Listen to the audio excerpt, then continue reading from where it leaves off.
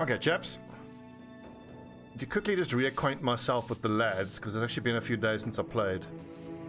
Happy to see that Gungnir is like one battle away from hammer time. When he's level 11, it's going to be hammer time. I hope I can justify taking Colossus on him. Indomitable, I think, is mandatory. I want to take a little time to think about what's going to help the overall EHP more. Oh, music's too loud again. I think Indom is mandatory. Then I'm stuck with deciding whether to go for Colossus or for Steelbrow. The Colossus will give us, with 68, it'll give us like an extra 18 hit points. To increase the EHP by like 20 odd to 50. But then again, Steelbrow actually increases your head EHP by 50%.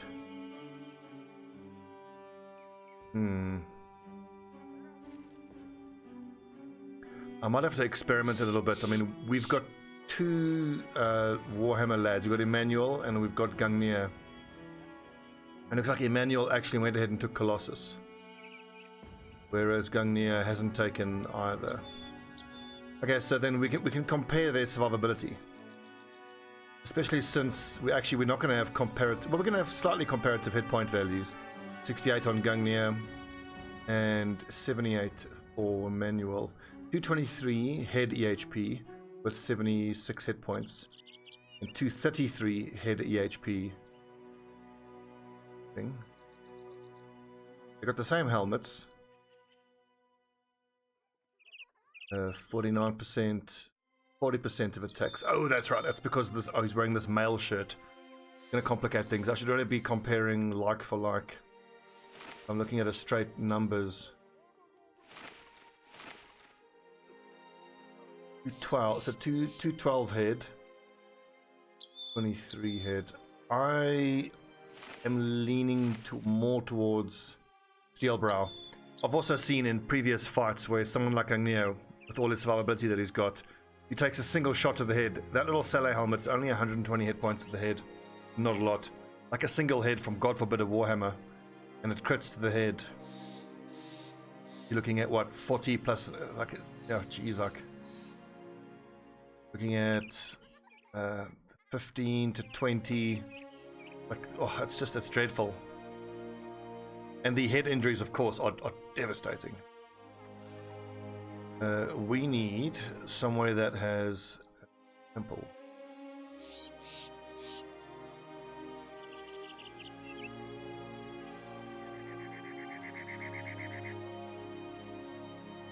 Okay, Dunkelberg is the nearest temple.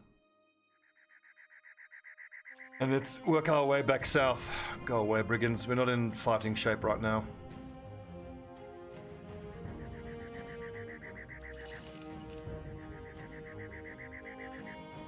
It's like we're going to have to liquidate a few assets if I want to actually treat these wounds. 280. I could always give MK2 some time off. I think let's do that instead. And then we're closer to being back in fighting shape.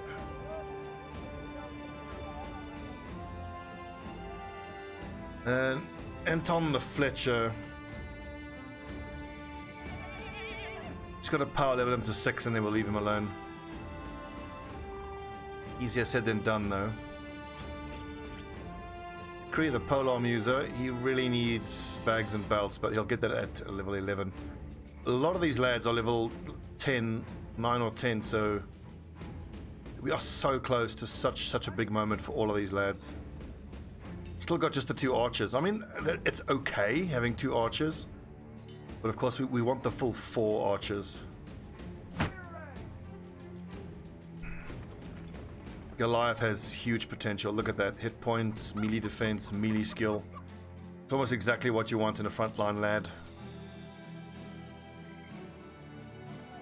583, let's sell that.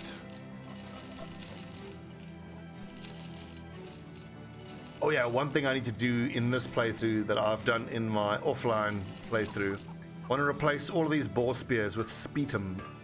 Those two-handed spetums, spetars. They are much better for creating a spear wall. They do more damage. Things are a little bit uneven here. Hang on. So can everyone on the front line use a kite shield? 1, 2, 3, 4, 5, 6. We need one more kite shield.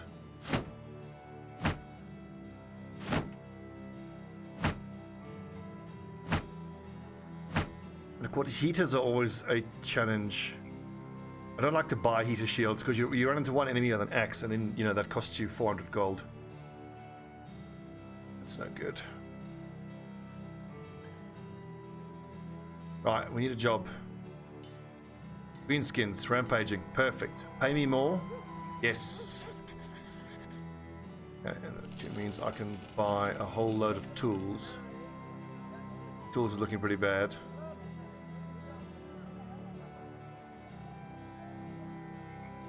Well, weapons wise, I actually need to buy another two-handed hammer because look at that, 600 or 557 XP away by Emmanuel. That'll be 2 or 3 battles. Umvada.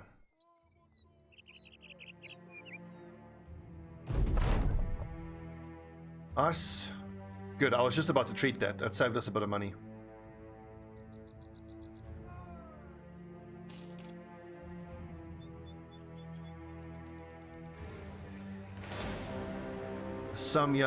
Some warriors and a berserker. Front line is nice and high leveled. Back line has fancy feet. It's just Goliath. Hit points and fatigue 49. I don't like Goliath in this fight. You want accuracy. Way more defensive is MK, so MK will go into this one. I think let's hand out the kite shields just so that these orc warriors can't one-shot the round shields. 24 hit points, 24. 32 hit points on that shield. Alternatively, I could give spare round shields. I think I'm probably going to need to do.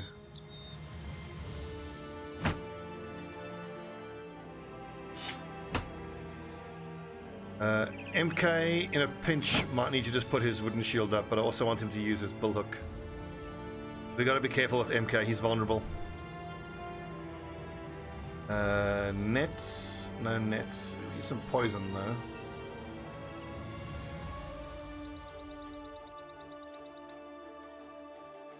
Chaps, good luck. It's dusk. Let's hit there before it gets dark.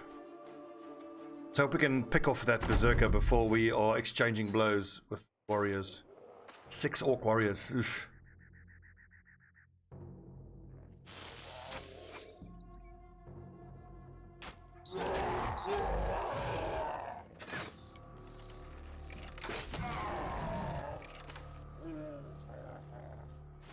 I didn't bother with a shield wall. I didn't think it would do enough damage. And then once I've gotten my stockpile of spetums, we'll actually see whether spetum spear wall is actually worth it against these guys.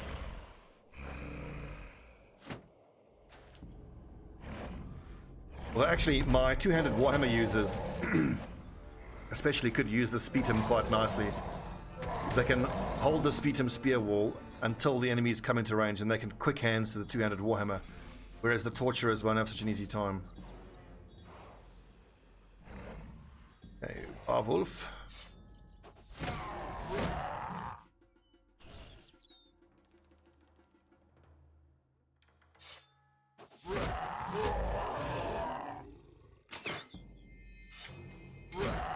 Good job, Ikri. Let's maintain the line. Now, Aegis is a Warhammer lad.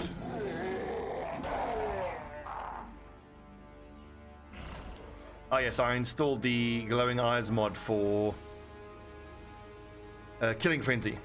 So brothers who are under the effect of Killing Frenzy will have their eyes start to glow.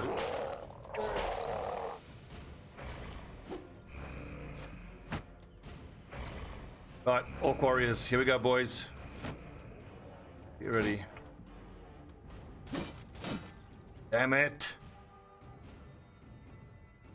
Those chances. 275s and they both missed. Fuck, that's unlucky. Love to step in, but I don't want to be double surrounded. Wait.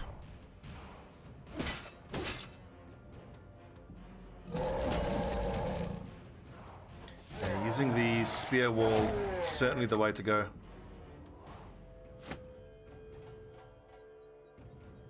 Focus this one down. One thing I have stopped doing that well it's basically a habit that I've gotten out of, which is bad that I've gotten out of it. Guys like these orcs here don't even know of breaking these shields, so shield wall is going to be super effective against them. Whereas these guys have axes and they can just break through. But we'll give it a couple of rounds just with a shield wall, whereas here they're more attack oriented. See? Good.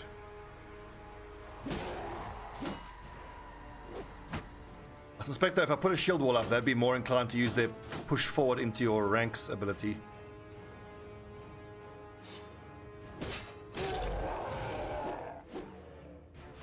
Defending, boys. Yeah, you better run.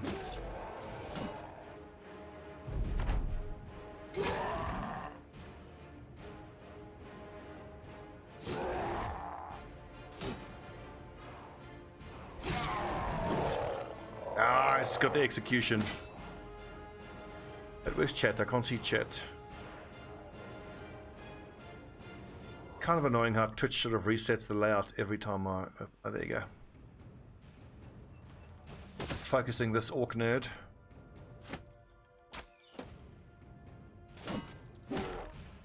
Four in a row. Well, 3 missed, 1 hit. 90% chance.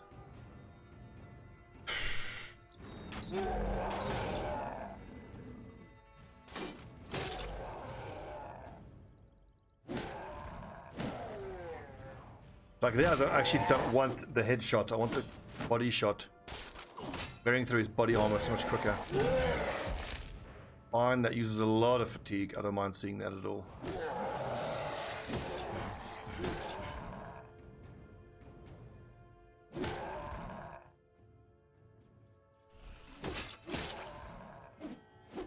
Good dodging, Verondox.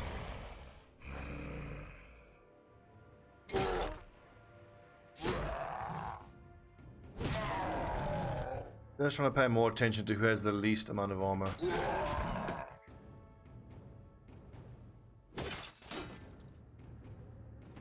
And shields, man. The other Kopesh is not bad. How much armor damage was that? 66 damage. 57 damage. It's not bad at all. Right, hopefully one of the archers can finish off that berserker.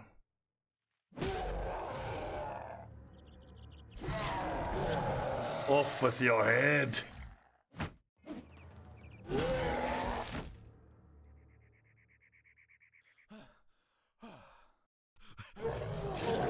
Crap, he's gonna get an attack off. Gungnir. Wait, did he wait? He looks like he waited.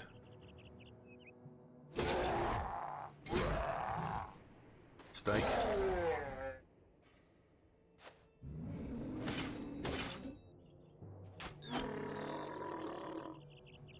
Right, almost all fleeing.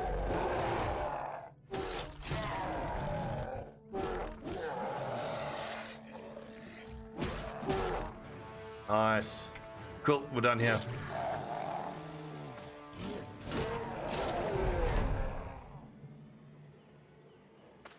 That wasn't too bad. We've had some pretty nasty fights against Orc Warriors.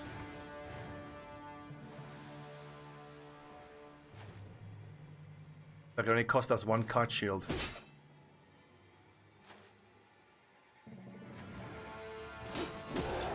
So I'm just remembering that I gave Verondox the hammer and cleaver mastery, which, as we know from my build overview of the hammer cleaver professional soldiers, is not at all worth it, and I wasn't crazy about it. Which does mean that for Verondox we can actually get Puminus Tristus take over. I mean, look, he's an 8-star brother. He's going to be bloody great. Even in FS. I'm even tempted to make him heavy armor wise. Oh, look at that, he's bright too, so he's going to learn so quickly. But Verondox, we still need him for quite a while. He still needs to be there, holding up that position. And I mean, until my polearm lads are level 11, then they can go back and only be used as and when needed. Gungnir, it's finally hammer time. And at level 11, 19 melee skill, 30 melee defense. Oh, it's not bad. It's not bad. I'm going to take the big boost of hit points because for him, we're going to take Indomitable. And I just want to make sure I don't fuck this up. Let me open up my Stobbie's builds for Raider. Okay, so starting at level 1, Student, check. Gifted, check. Rotation, check. Recover, check. Level 6, Weapon Spec, check. Level 7, Nimble, check. 8, Underdog, check. Level 9, Berserk, check. Level 10, Killing Frenzy. 11, Indom and Reach Advantage. Ah, yes. Forgotten about Reach Advantage. Extra defense. I mean, what are his numbers going to be? 30. Pretty good.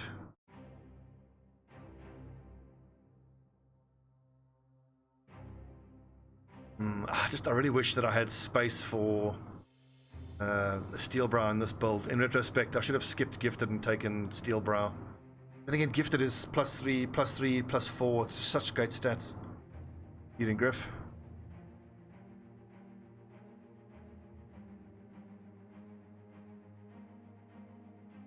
Let's stick to what I chose in my build and we'll take Reach Advantage. Indom, Reach Advantage, Berserk, Killing Frenzy, Underdog. Honestly, I might have been able to skip Killing Frenzy. I really feel that, like, missing out on Steelbrow. What a mistake to make. But then again, Reach Advantage can potentially give you 15 melee defense, or even more. Let's go Reach Advantage.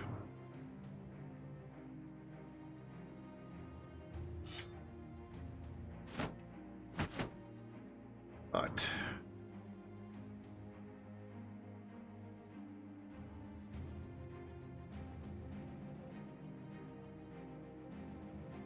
Yeah, I definitely want to play Legends, but I think it's a question of finding the incompatible mods. It's very similar to what's happening with me in Long War of the Chosen. It's just such a battle between finding the correct mods to use. That's a 10 stat level up. That's very nice. This guy's going to be a fucking superstar with 2 stars, 2 stars, and 3 stars. So Goliath, Warhammer, Stobbie's builds. It's Raider, Student. I think for him I can definitely skip Gifted. I can skip Gifted and I'm going to take Steelbrow instead. But then again, he's got Colossus already, so on this, let me just show you guys the screen here. On my Raider build,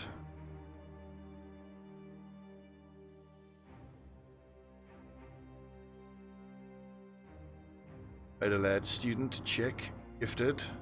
I think instead of Gifted we can say we took Colossus, and then we go Rotation, Recover, Weapon Spec, Nimble, Underdog, Berserk, Killing Frenzy, Indomitable, Reach Advantage.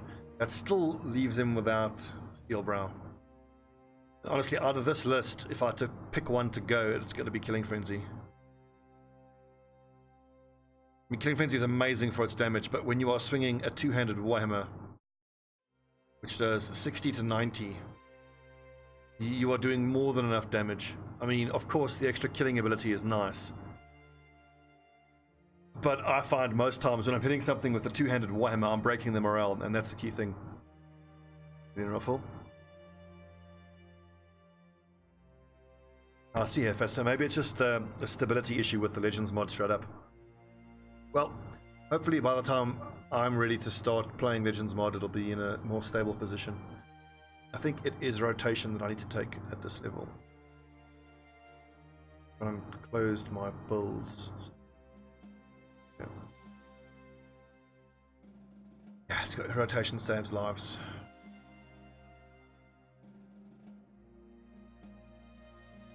.64 at level 4 is very encouraging, and 11 at level 4.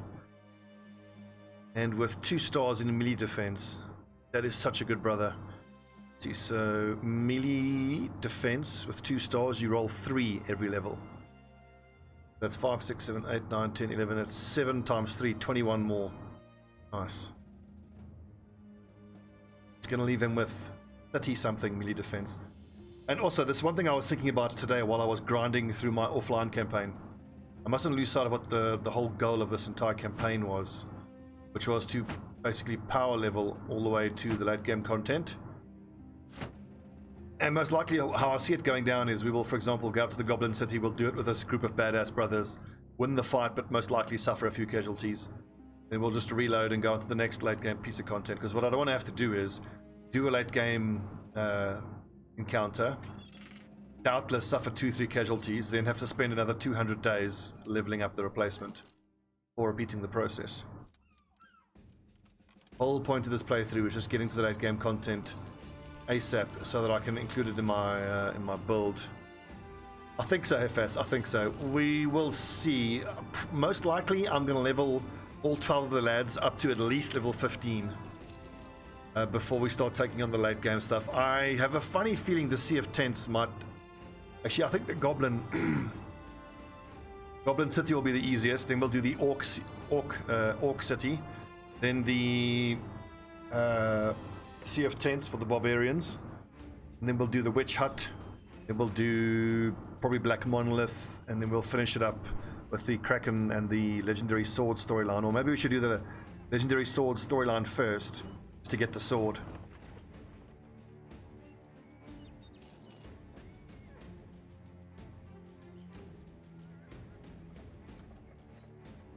Ikri the polearm user, I am super tempted to just splash and buy another bullhook. Bullhooks are so good. And with Recover and Berserk and Killing Frenzy. 1,900. 1,400, that's almost all of our liquidity. I watched The Big Short the other night. Now I think I'm a banker. Liquidity. And the new Legendary East. Oh yes, the Snow Goat, the Lerock. Lerock. I am building full hybrid archers, so I'm gonna need lots of throwing axes. 4 for each, so no, 3 for each. When they have bags and belts, it'll be 3 stacks of throwing axes and a net. 23, so we need 2 more stacks of throwing axes. Quick bandage check. It does occur to me that when all my Warhammer guys have this setup and all of my torturers have this setup, no one on the front line is going to have space for bandages. So my Bannerman is going to have bags and belts just to carry bandages and antidote. But that kind of fits. I mean, the job of the Bannerman is to be a dedicated support lad. Let's not... Hang on, return to Dunkelberg. Let's look to put a little temporary freeze on spending. Get ourselves into 10,000 gold. Trading the whole time. Brigand Leader, I think that's worth it. How's the armor, boys?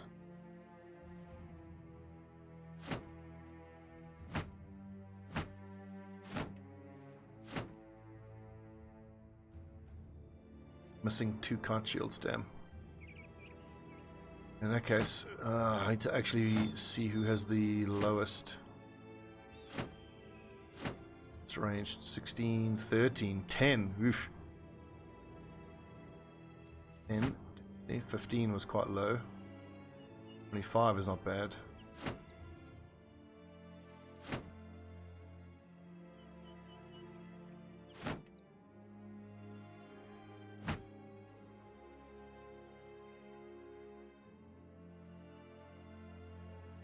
Let's take on these lads. I think this could be a daytime fight. Damaged armor.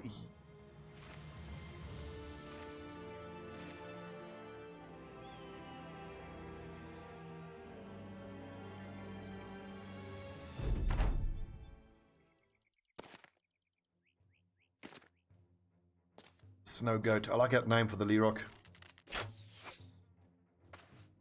Dodge. Whip that dude's weapon away. It's dangerous. I'm gonna move forward. Ooh, what's shiny? Nice weapon. Money. We'll just shoot him in the fucking face.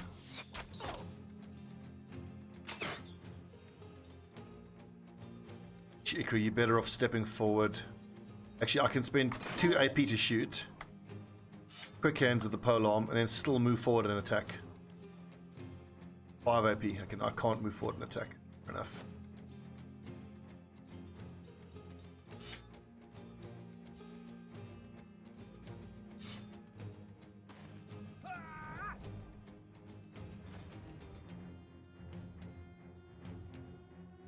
So let's squeeze in there.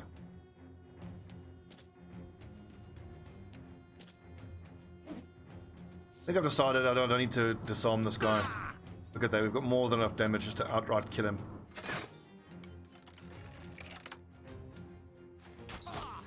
Oh, come on!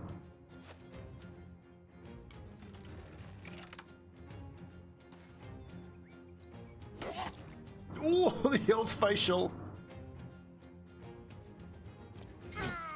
There you go. Get murdered, nerd. Did we pack any nets? Hope we did. Hammer time.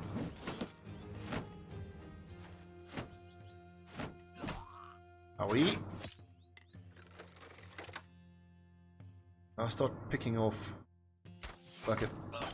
Just go straight through them. They're gonna leave nerds out in the open. Werewolf. Very nice. Oh. Oh, I missed the decapitation.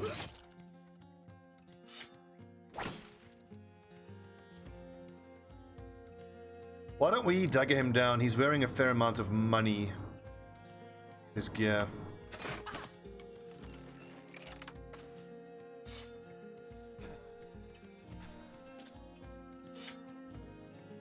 I just scared the shit out of him.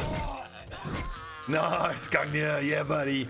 That's what we've been waiting 180 days for, finally. Warhammer users on the front line. And plus 15. So, reach advantage, does it have a maximum? Maximum of 5 stacks. Okay, so you can get plus 25. Which you could do if you swing in a semicircle. Hit all 3, 2 of them survive, don't get knocked back, swing again. But more commonly, you're going to swing in a semicircle and then hit one person for plus 20, but it was only 2 targets, so plus 15, 49 melee defense, very nice. Of course, he is completely vulnerable to ranged attacks.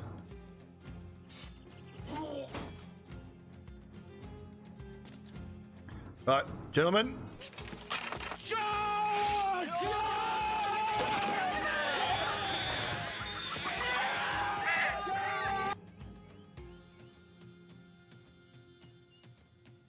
Charge, unless you have a dagger, in which case, surround that nerd.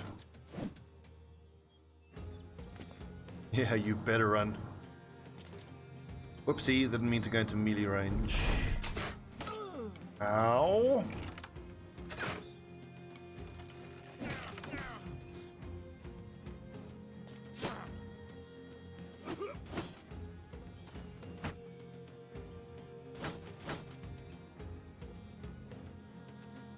I'm gonna have to double rotate here just to get Coman out of the trouble that he's in. Oof, that was a waste of fatigue, but it got Coman out, so it's worth. Get shot in your stupid barbarian raider face. What's also great is the fact that I've got Berserk on both of my polearm users and on the Bannerman. The Terminator. Oh yeah. That's that glowing eyes mod. It's cool. It helps you keep track of who's got Killing Frenzy active.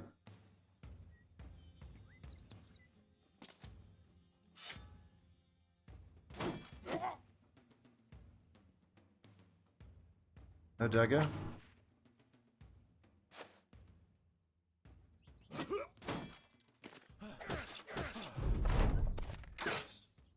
Good. I love the punching.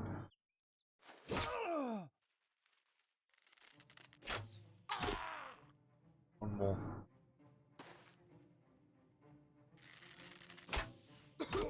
How about we have 4 leveled up archers? So good.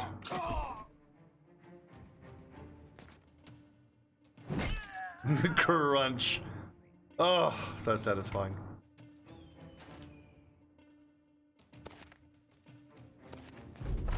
I think of all the two-handed weapons, I don't think it's the best one, but it is my favorite. The Warhammer. Just crunch and then things die.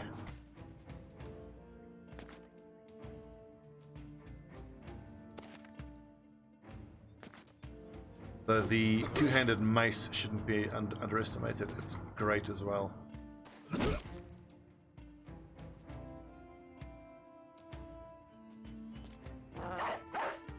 Get him, battle brother.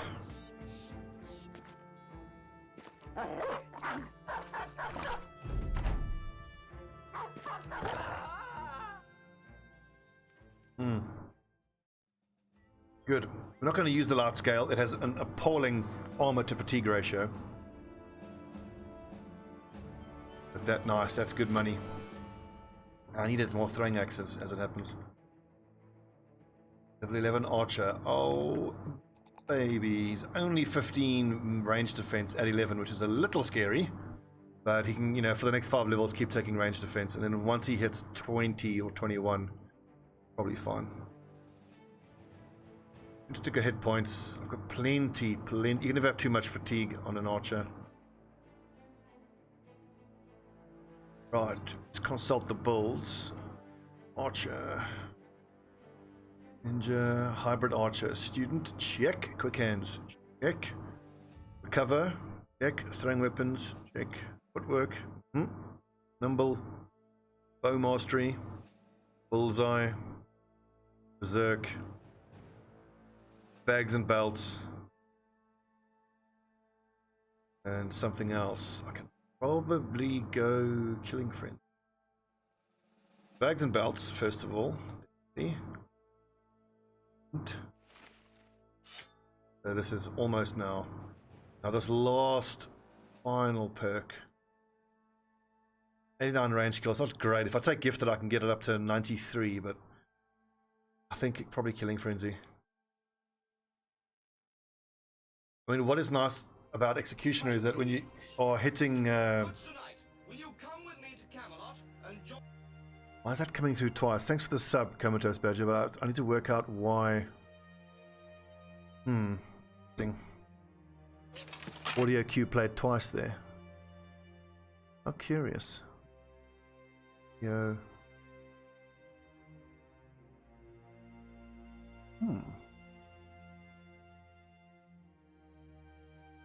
I'll put that on my bug squashing list for tomorrow. What I was saying was, it's tempting to go Executioner because when you're shooting at enemy archers, the first arrow almost kills them and wounds them, but then without Executioner, it usually takes 3 arrows. But with Executioner, it's only 2. But then again, if I take Killing Frenzy, that's going to help me when I'm fighting enemies that can't be wounded, like Undead. And the whole point of the hybrid archer build is that with the Throwing Mastery, you actually have utility against Undead. But I think Killing Frenzy is the right way to go. I also happen to know that with Killing Frenzy and Throwing Mastery and throwing over 1 square with a heavy axe, you can do like 90 damage a throw. Amazing.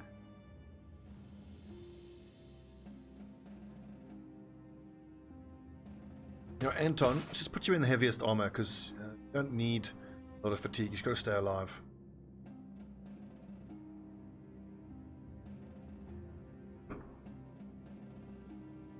MK, I can actually give him a heavier helmet because he only needs 6 vision crossbow. Minus 2 vision, so that's no bueno. There you go. Oh, I love the padded kettle. It's one of the highest head armor helmets you can get, while only impeding vision by 1.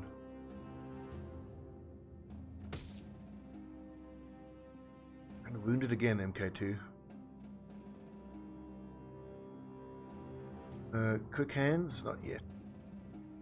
What I am half tempted to do for my torturers, for certain enemy types, like if I'm fighting a zombie horde, there's kind of no reason that you shouldn't give the torturers a crossbow. And as the enemy lumbers towards you, you can fire a few bolts off. And even with 33 range skill, if any of them hit, it's just a straight up bonus. 7 vision from that helmet. He could even use a bow.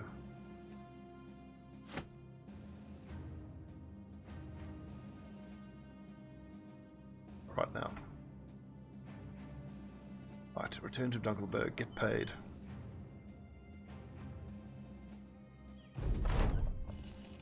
Who would build a castle on a swamp? They told me I were a fool to build a castle on a swamp. I didn't listen. I built my castle on a swamp, and it sunk into the swamp. So I built another castle, and it sunk into the swamp. But the third castle also sank into the swamp. I built a 4th castle, and that one didn't sink into the swamp. Someday, son, all of this will be yours. What, the curtains? Fuck. Oh, Monty Python.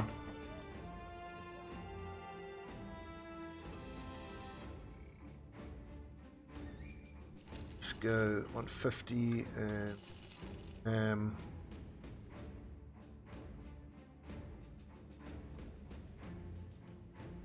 why am I hanging on to the military cleaver? Do I even need it?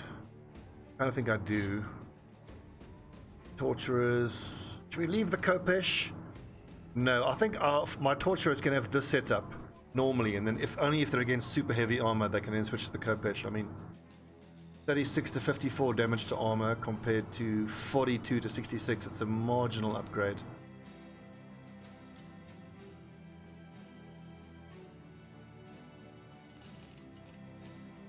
Oh yeah, hang on, I can give one of these nerds that Warhammer. Just... Levitsmear, your melee skill could be a touch higher. But overall, I mean, the fact that he's one of the only lads able to wear heavy armor makes him quite precious to us.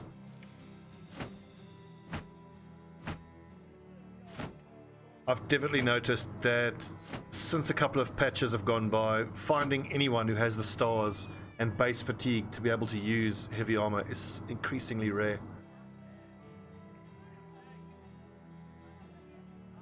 First, shalt thou count 1. Then, 1 being the number of the counting, then shalt thou proceed to 2. Then shalt thou not proceed to 4, and 5 is right out. Oh, look at that. Illustrious harness. 371 for 34 is actually pretty good. It's not that great, but it is damn good. I mean, anything that's got more than a 10 to 1 armor to fatigue ratio is fucking amazing. This is what I'm talking about, wanting to really get huge numbers of cash in. I want to be able to buy stuff like this. I want to be able to buy that on site. I think leather scale and salays were actually sorted for.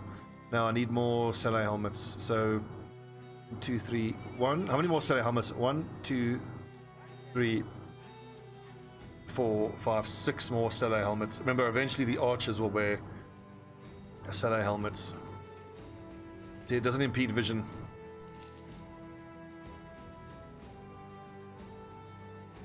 And look, it's 40k to buy that armor, and that's for us to buy that armor now, even as the trading caravan with all of the discounts we get. So that is expensive armor. Actually, Pumulus, you're level 1, you'll never go straight into the front line. Your setup should be more like that. Treated in it.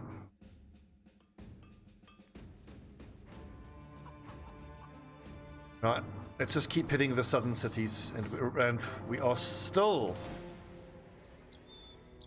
If that's not worth fighting, we'll ignore that alone. I'd say Mountain Blade.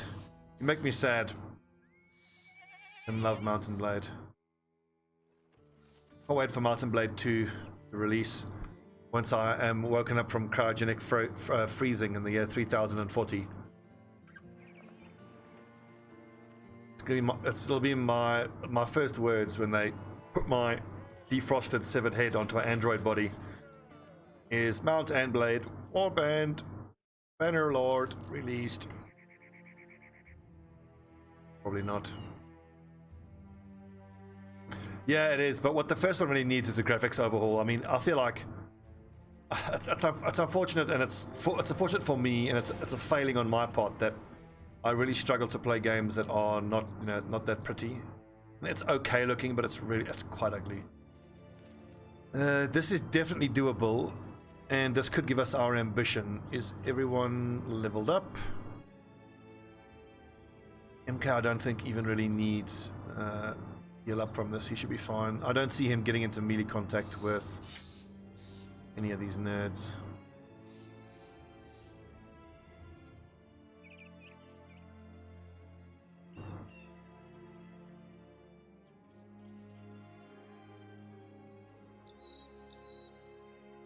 Well, I mean, Tale Worlds is actually a comparatively small studio, aren't they?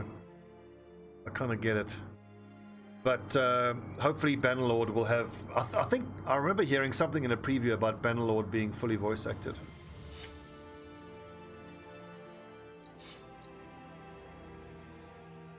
Yeah, that's right. You're slightly different Verondox, aren't you? You use a... It's so regrettable that I misleveled Verondox and gave him a mastery. Well, I suppose if I have to have one in my formation, it's best to have him there in the middle. Okay, so plan for this fight is the archers will run around into like a pincher movement and try to get an angle on the necromancer. You lads just hold the front line. Do we not have... I could have sworn we had a crypt cleaver. Not. How did your game go down yesterday, Duck? Was it yours that ended in the 0-0 with the orcs against something else? Forget who you played against. Right, so what normally happens is they leave two enemies there. My archers will need to go. Yeah. Shot. Go. That's square.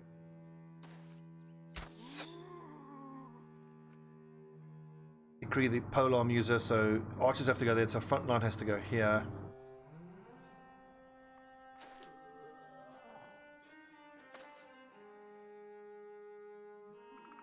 This works.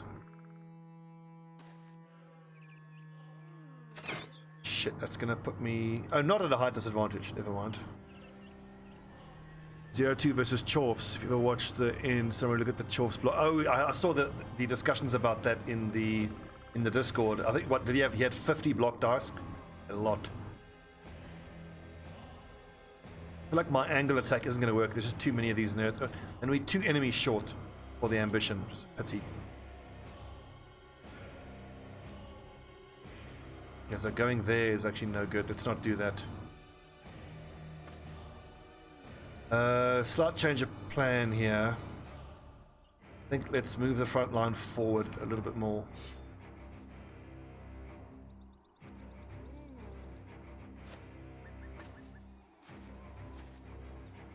Very quickly turning into a balls up with why I'm leveling here. So I was so pleased to have one with the high elves, and I'm so glad I got the goblins first up. I feel like I got off easy. Just one no permanent injury and one miss next game.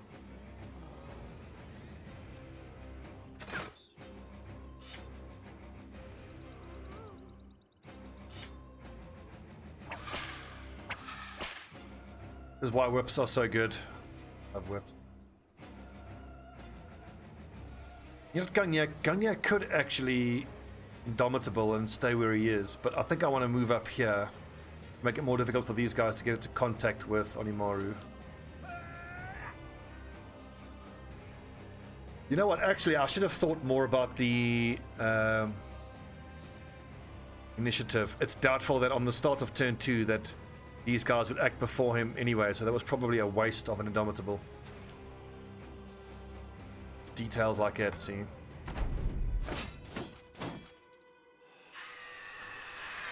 Piss off, you absolute fucking bag. I need to wait now until this guy commits before I can move Onimaru up.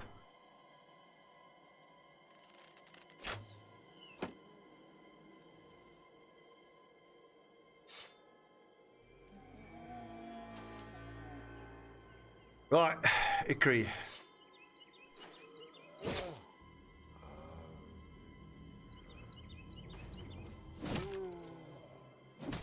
In there, lads. Choppy chop.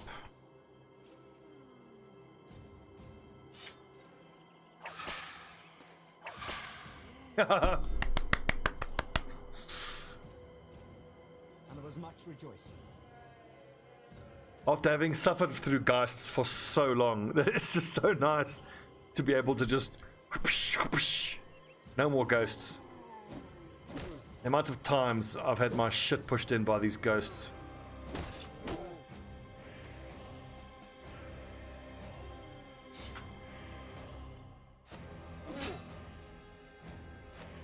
Now it's just a case of chopping up the zombies, and if this fallen hero ends in that spot, then that's going to make it difficult. It's going to take longer then. It's going to... Oh, jeez. See, I need this fallen hero to go to that spot. Actually, no. If he goes there, Onimaru can't get an angle. If he goes to that spot...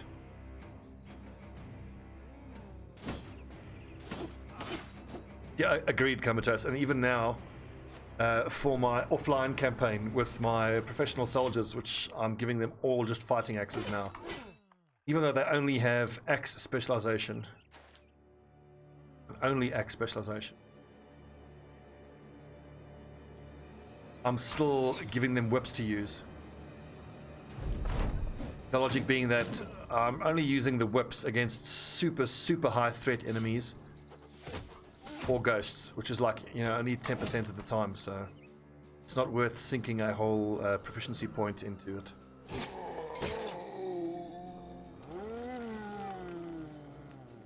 Get him, Onimaru.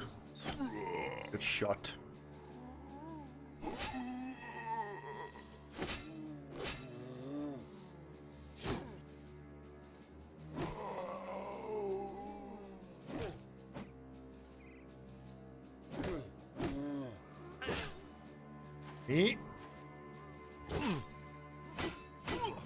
If this Viganga goes south, that'll be amazing. If he goes to that spot, that's gonna suck.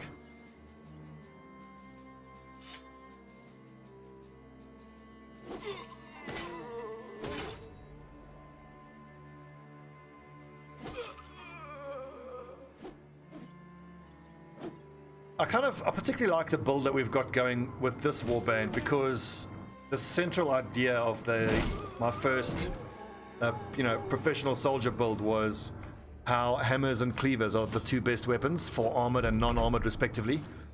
But with this build, where we're alternating hammer, cleaver, hammer, cleaver, hammer, cleaver, we get the best of both worlds.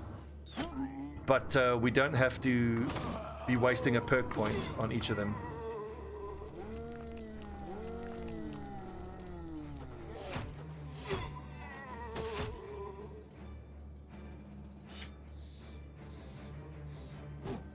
Oh, one lucky miss. One more warbow shot and that necromancer is mincemeat.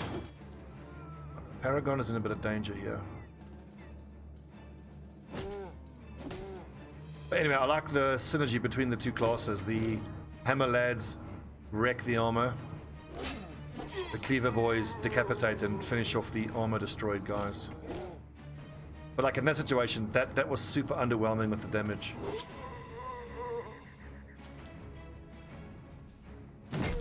Oh! God, I love a warhammer.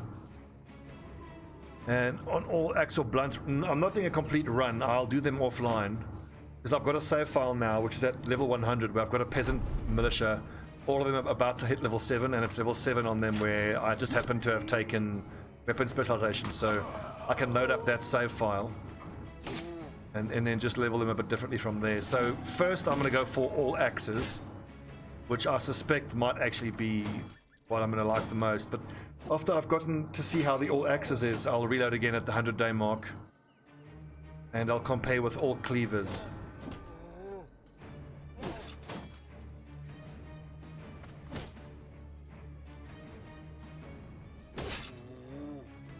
It's because of the cleavers, I mean, I think we shouldn't underestimate the armor damage of a Kopesh. I mean, granted, you have to actually get your hands on a Kopesh, which can be challenging, but when you have 9 frontline peasants, all with Kopeshes, it's a not inconsiderable amount of armor damage. It's like 40 to 50 armor damage per hit. But at the end of the day, with that setup, you still need like between 6 and 8 Kopesh swings to destroy an Orc warrior's armor, whereas with the Warhammer you need 1 or 2.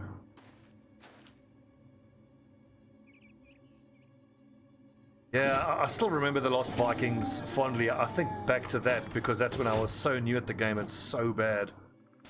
And I'm only slightly less bad now, but craziness.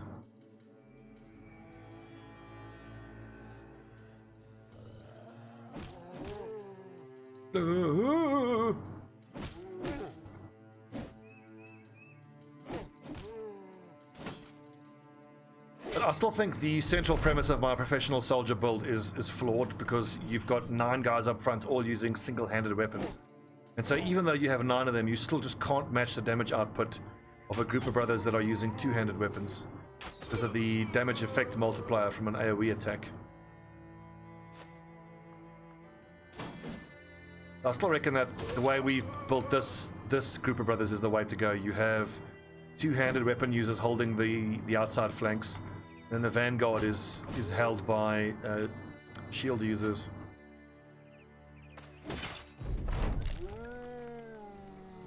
But I think actually instead of the professional soldier build, I want to maybe load the Northern Raiders and see if I can have 7 guys up front, all 7 of them using 2-handed weapons. Then we go just Warhammers. We alternate between Warhammers and maybe Great Swords. Or technically we could do a variation of the build we've got here, whereas the Torturers, instead of using 1-handed weapons, could actually use 2-handed cleavers. The Crypt Cleaver, which is of course difficult to get a hold of, but think of the damage. It would just be harder though, because you would need brothers with at least 2 stars in melee defense. Ow.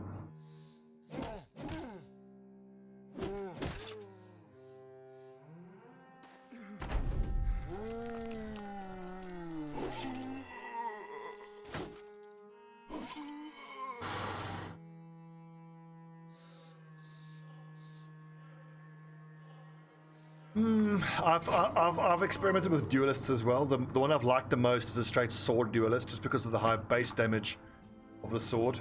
So the armor pierce that you get from duelist, I feel like you get the most out of it from a high base damage weapon. You're increasing the amount of damage that goes through armor. But the thing is, at most, you can still only kill 3 enemies if you have 3 enemies next to you, all within 1-shot territory. I still think if you take the numbers, I mean, remember when I swing that Warhammer in a semicircle, it's 60 to 90 times 3. That's a little bit less because it's slightly less damage. Yeah, it's 60 to 90 times 3. Whereas even if you're using a cleaver, let's say, so it's 50 to 75 at most times 3. Does it? 40 to 60. I'm pretty sure a noble sword does more damage than a military cleaver. I stand to be corrected. I could well be wrong about that. But Verondox, the Hammer Torturer, is basically a professional soldier. I think I want Killing Frenzy, and we might as well skip Shield Expert, just because everyone next to him doesn't have that huge melee defense. Yes, we go Indomitable and Recover.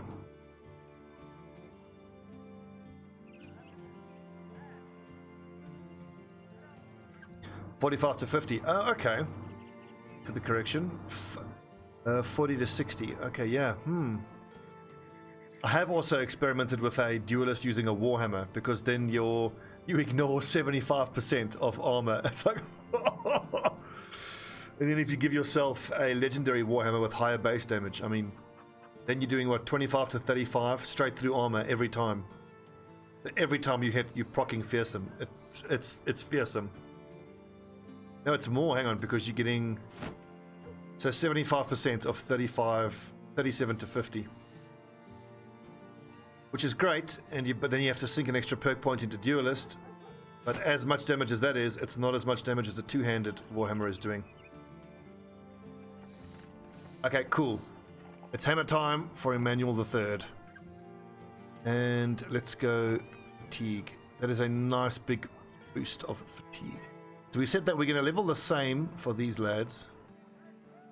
I've already got Colossus on him, so here I need...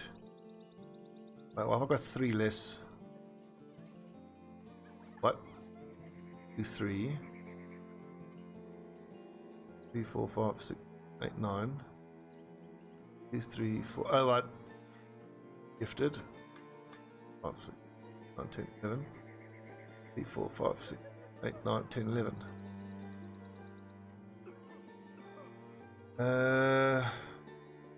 Oh, that's right.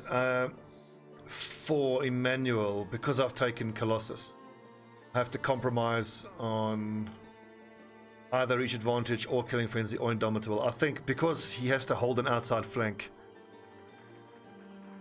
or you need that legendary cleaver you get from the ice cave. What is his? I think he's actually going to be an inside flank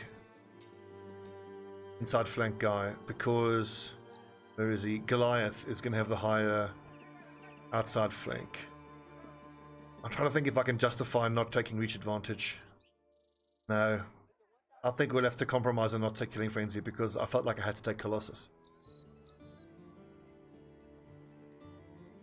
I think here for Emmanuel we will take killing frenzy and indomitable. Actually, no, we will skip on killing frenzy because 60 to 90 is fucking plenty. And 0 to 55 ignores armor. So you are proccing fearsome a lot. I think going a slightly more defensive with the two-handed weapon builds is more important, because you don't lack for damage with your two-handed weapons, but you do lack for defensive options with your shield out. I must say, I do miss my maces. The two-handed maces were amazing. And speaking of funny builds, one I've been thinking about is when I try the cultists again, without question, I want to do the Faith Militant build where everyone uses maces, one or two-handed maces. So if you think of how in Game of Thrones, they're all just, you saw them all using those clubs. That would have its own advantages if you can justify giving all 7 guys up front the two-handed mace. I mean, think about that. So even if you're not proccing Berserk, if you've got 7, if all 7 of your brothers land their shots, you've debuffed 7 of the enemy, and 7 of the enemy have 30% less damage, less fatigue, less initiative. Really good. It would be really good. You would just struggle with AoE damage. So I think what I would do with that is I would have 7 up front, 5 at the back, a bannerman, and I would compromise. I would only have 2 archers. I wouldn't have 4 archers. My normal build would have pikeman, bannerman, archer, and then the 2 pikemen would need crypt cleavers just with their AoE sweep to help with the, because when you have only single target damage, you tend to struggle with getting swarmed by big numbers of mobs. 36. Who's got the lowest? 30. Aragon. Nice, another fighting axe. It's going to help with shrat hunting.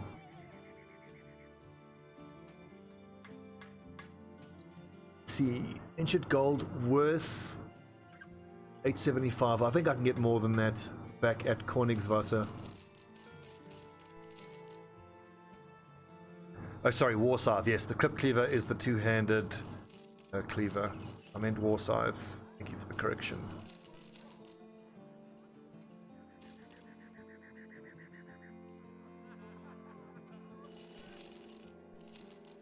How about some beer for the lads?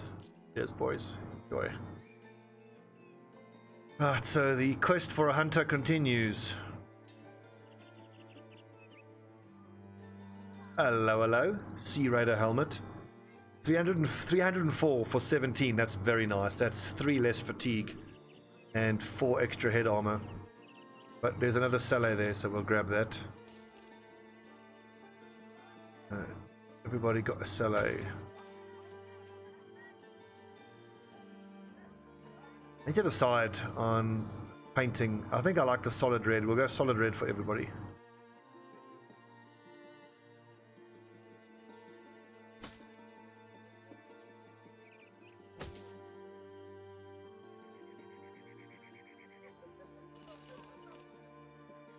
Onward, men. Who are you? Problem of the hard hands, refuse to help with. Ooh. I think the monk can actually talk this guy down. What you need is another wild man, but I'll see what the monk does. I love this. Absolutely disgusting. He's perfect.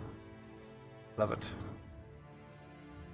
Let them out. Oh, yes. Nice. That's wonderful. Free dog. You like dogs? Oh, you like dogs. I'm gonna buy a dog right here. Buy a dog. Oh, dog. And our. Ooh, perfect, perfect, perfect. Wow. Wow. Well, Coman, I'm sorry to say, but you are going to be replaced, my man. This is Hartmut the animal. He has fear of greenskins, but this is going to be an absolutely incredible bannerman. But I mean, hell, it's always good to have a backup bannerman if something horrible happens to Hartmut, and it's going to take quite a while to level him up anyway.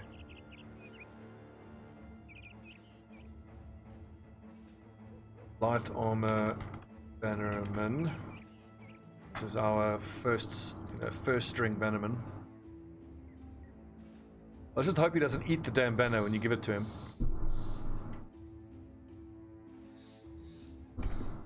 So he's our second string bannerman, but he's not going anywhere for the moment. We still need him. What has pissed you off, Ikri? Shaken by the violence he witnessed. No.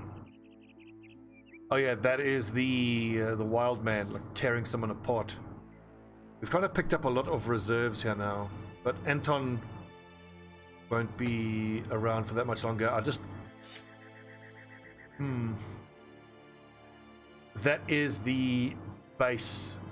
It's the base negative stats that the wild men have. All wild men have -5 in melee defense and range defense.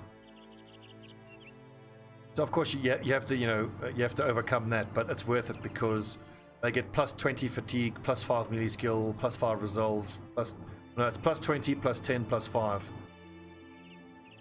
Wild men are probably the best low-level brothers, but they can be hard to find and they can be expensive as well. Few Necro Savants, Armored Wiedergangers, and that's doable, but I don't really want to fight them. Yes and no. It kind of depends. I mean, the bannerman is vulnerable to some of the ranged fighters. I mean, look at Coman. I mean, yes, I do try to give range defense. I suppose the answer is yes. Then anyone who's on the back line needs to have at least 20 range defense. I've stopped taking anticipation because it hasn't turned out to be worth it. They do have bad events, but luckily I've got a monk to calm him down. That's going to take quite a bit to get Hartmut's range defense up. But I mean, he's nice and beefy as well, so with 70 hit points and nimble, he should be able to take a tier 3 crossbow bolt to the face and live, but after that he couldn't take much more damage.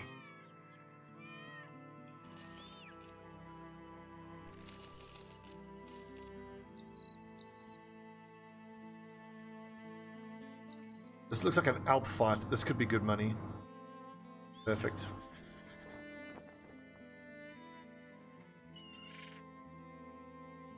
I probably will keep my bannermen fighting just because I like them with the way I build them.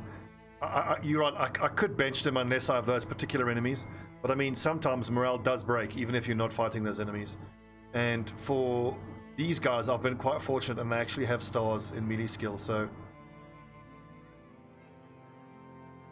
with polearm mastery, quick hands and bags and belts, he can flick between crossbow, battle standard, and eventually war scythe once I get one for him.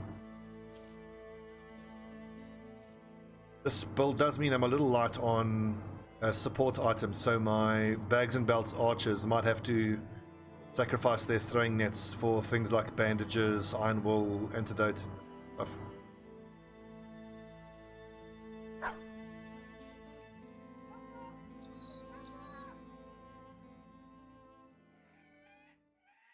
Right, so I need to give these undead the slip.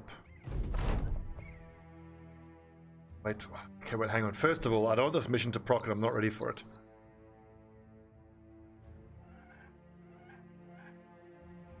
Oh, piss. Did I forget to stockpile 2 tile? Okay, no, that's fine. The Warhammer lads just use pikes. The torturers just use their whips.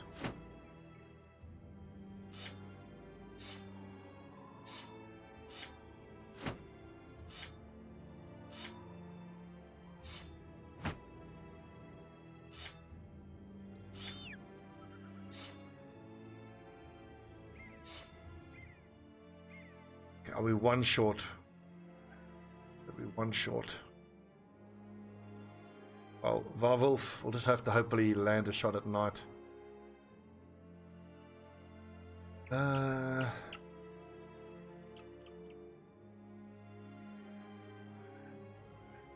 I mean, if your morale breaks at a crucial time, off, and you don't have your bannerman, it can be absolutely devastating. Okay, can you guys fuck off? No!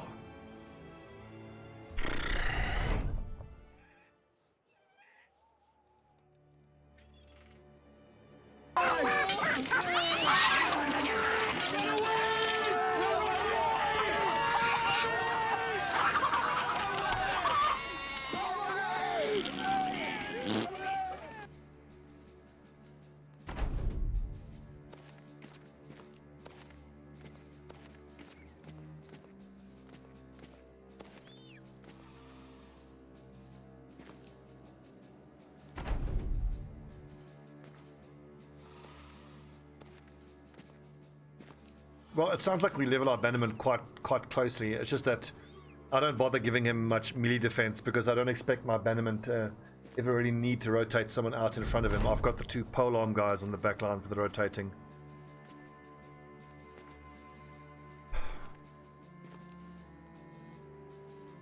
I find that if my bannerman has to rotate someone out, things have gone so diabolically badly that I'm already in a horrible spot. Undead, fuck off! Ugh. Ruining our morale.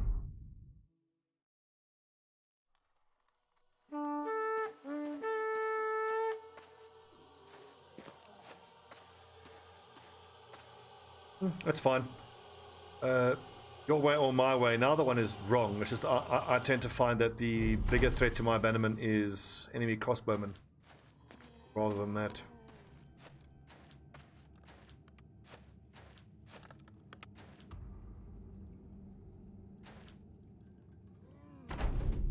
Yeah, you're right. It's both ways are good. You just got to make sure you play around the weaknesses of that particular brother. Well, I suppose your way is probably more late game friendly. Mine is more early game friendly because in early game the big threat is the one shot crossbow bolt to the head, whereas in the late game your bannerman is going to need to go toe to toe with a few things. Imagine I'm going to struggle in the Black Monolith when there's just so many numbers coming at you.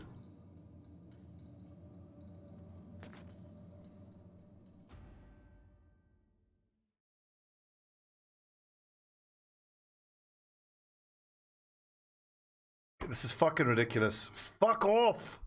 Ugh. We just stand and fight and kill these things, even with the wrong weapon setup. Fine, whatever.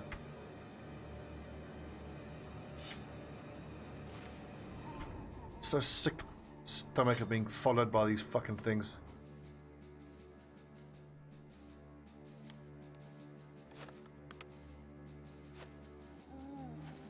Could reload the game, but fine. Fuck that. Just see how this goes. If I get through this without too much damage, then...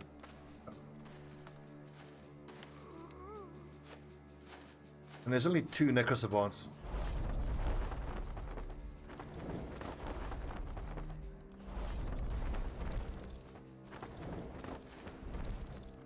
Hate these things.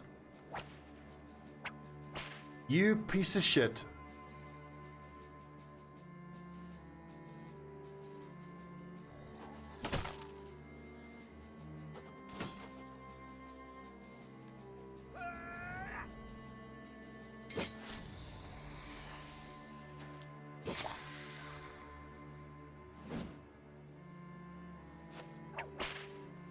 Nice weapon, nerd.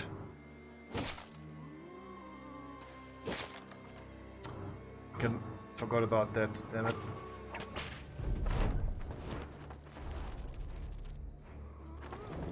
It looks like that he can't attack if he doesn't have the Kopesh. Interesting.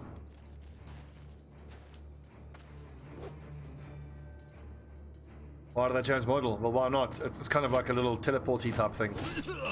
They turn into a flock of bats.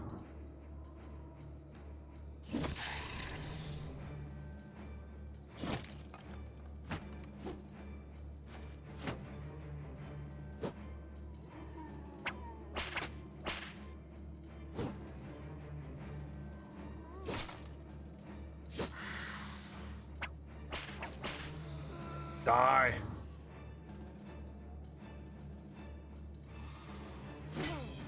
Oh, hello. I'm in melee contact here.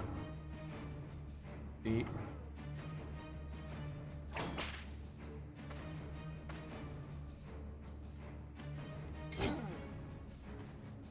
Oh, we so have the wrong weapons for this.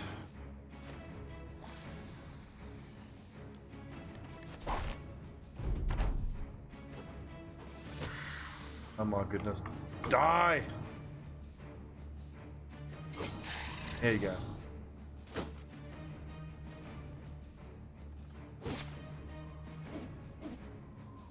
Well, looks like a couple more Kopeshes, which could be useful. Actually, that's now the right amount. We've got 3 Kopeshes and 3 Torturers.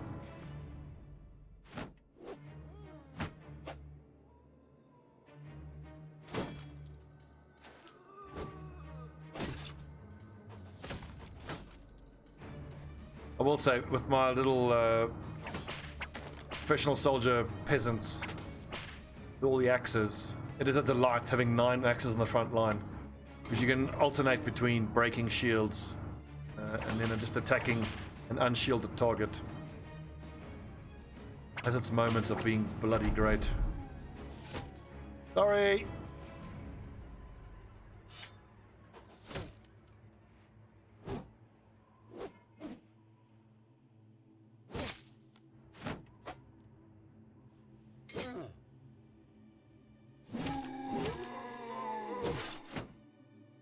Nice one, MK2. One thing I actually want to include in talking about my guide is that in the early game, I think that polearm users are super important in the early game. Of all the various classes, I feel like the polearm users come online the quickest, and you get the biggest bang for your buck from a brother that can have some weaknesses.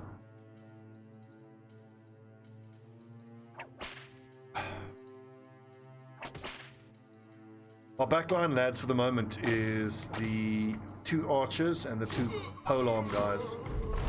This isn't a usual setup, but usually the polearm guys would start with a crossbow and then quick hands to a polearm. They don't hit all that often with the crossbows, but I mean, I don't put any points into leveling it up. I don't give them a perk, so any damage they do is just on the axe playthrough.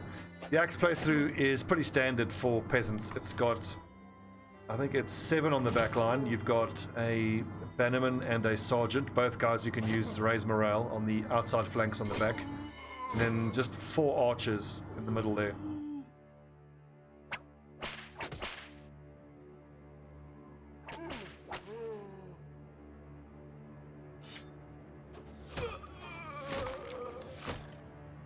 Ah. God, what an irritating waste of time this fight was.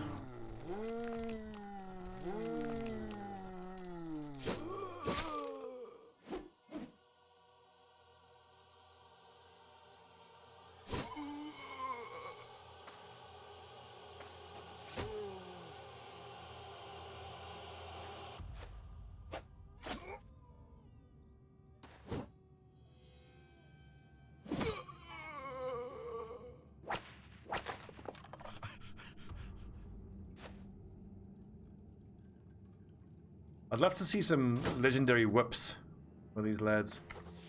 Like, I want to see what kind of damage numbers you can actually get. I saw an image of a whip with like metal spikes on it. It's brutal.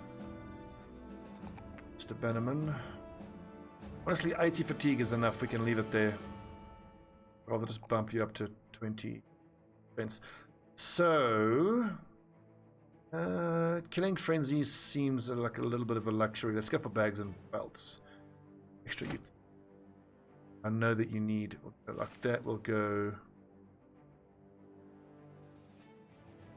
Got bandages on the front line, so some other support items can be kept there.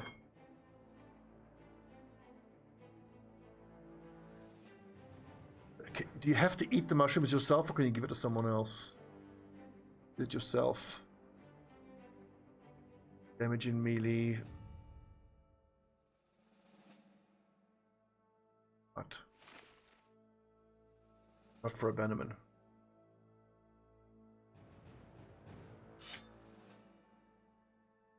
Right, can we fight some helps now, please?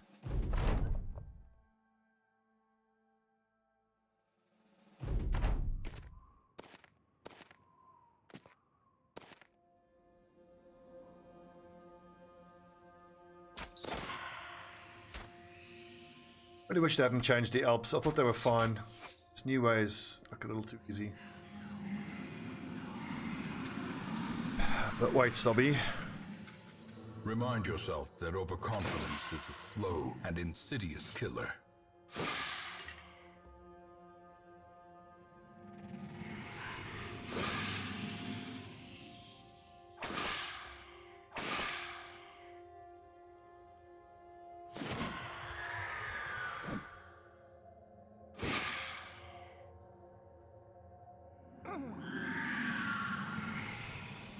Ow.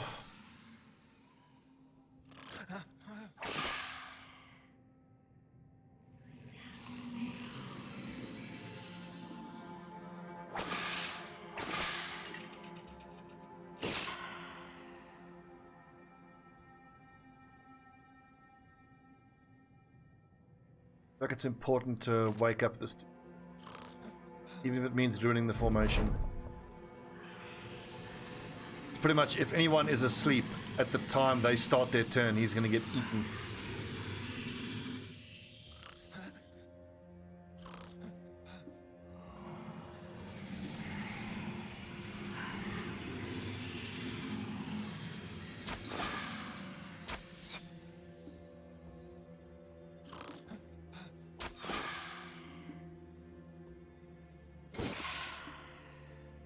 Darkest Dungeon. So many games, so little time.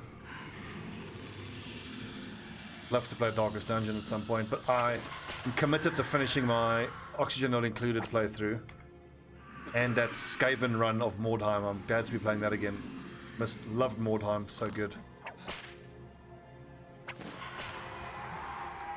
Evening, Lemo Fairman. Drop bud.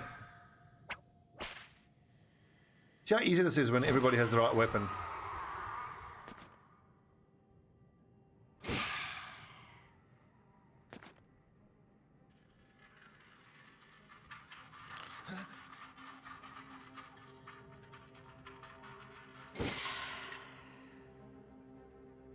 Ah, low frick. Okay.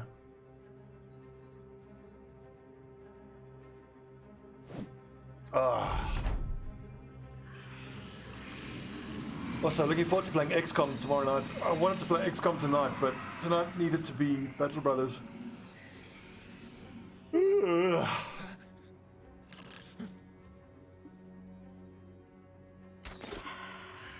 Shot.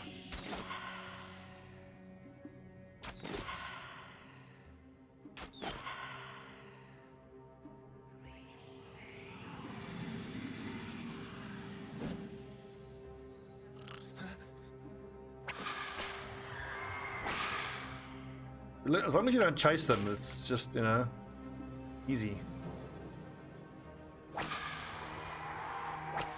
Ironically, they made the changes to these Alps to make fighting them less grindy, but they've actually turned out to make it more grindy.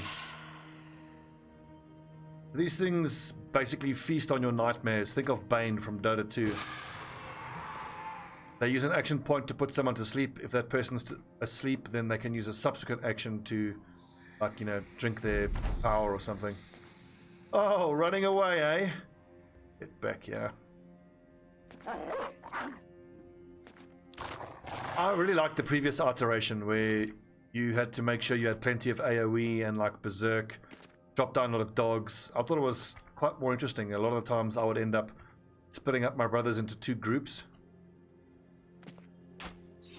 One working clockwise, another one working anti-clockwise.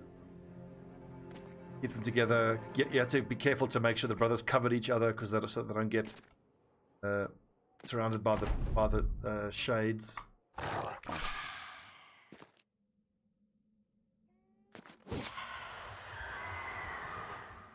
But you shit.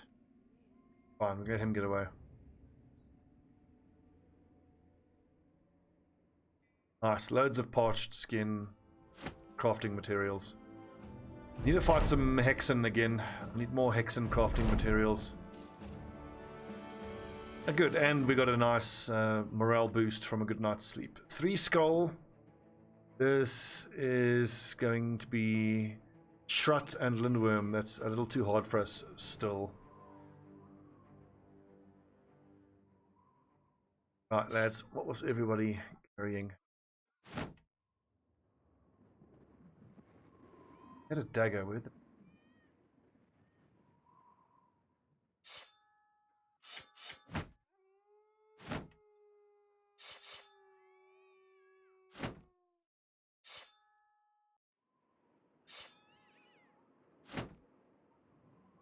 Another level up. And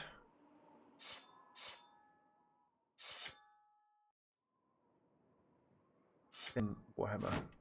Awesome. I can't wait till we have 4 level 11 Warhammer lads.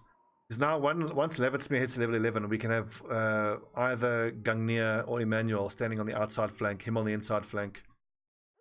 It's almost tempting to give training to Aegis and just try to power level him up to 11. Because at that point my build will be quote unquote complete. I am liking the defensive numbers on my Warhammer lad. So, Stobbie's build.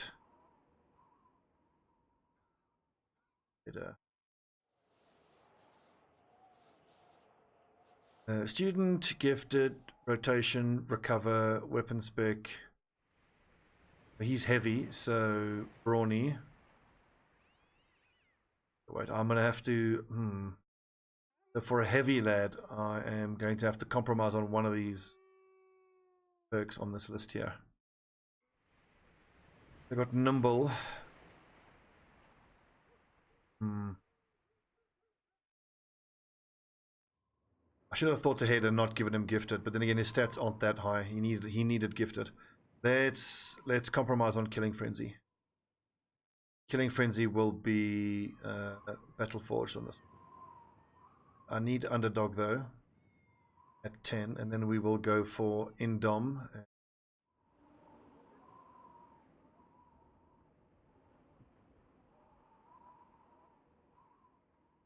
I could go reach advantage now. Indom now, and then 11 I can take underdog and reach advantage. Just because taking reach advantage now wouldn't do anything, or underdog wouldn't do anything. Indom. A lot of my guys on the front line have indomitable.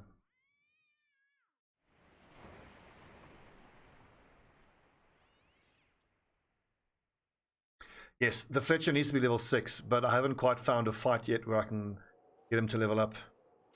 I need to find a nice big group of low threat shuffling zombies. At which point the reserves will come in and the back line will take a break.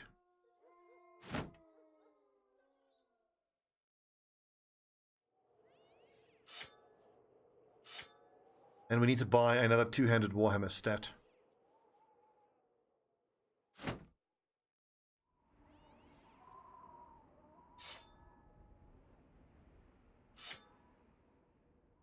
It's great that I've got these Kopeshes now. If needed. Switch out the It's military. Imagine a Kopesh using Duelist could actually be pretty damn dangerous too, because slightly less base damage, but you can do a lot of armor damage and Duelist. It's funny how Duelist is not for everyone.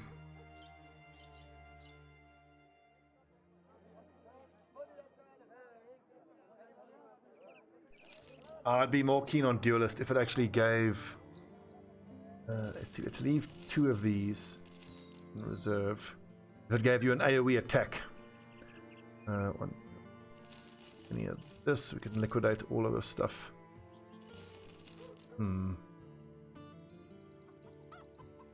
Picture weird up. Just try... Everything looks fine on my end, lads. Just try refresh your stream, please, and see if it's still there. I'm 5,000 bits stable. Double screen. Oh right, hang on. Sorry, I've got display capture active. My bad. I was just showing. I was showing display capture so I could show you my build.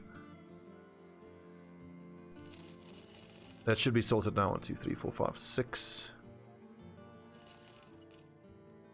I'm pretty sure it's fixed now.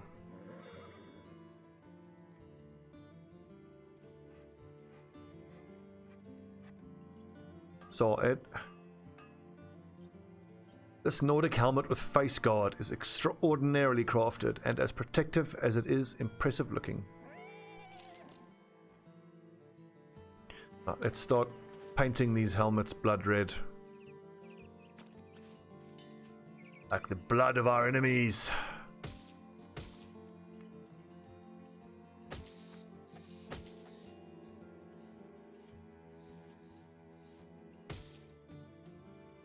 Okay, it's 1 hour and 27 minutes. Let's take a little break for the YouTube peeps.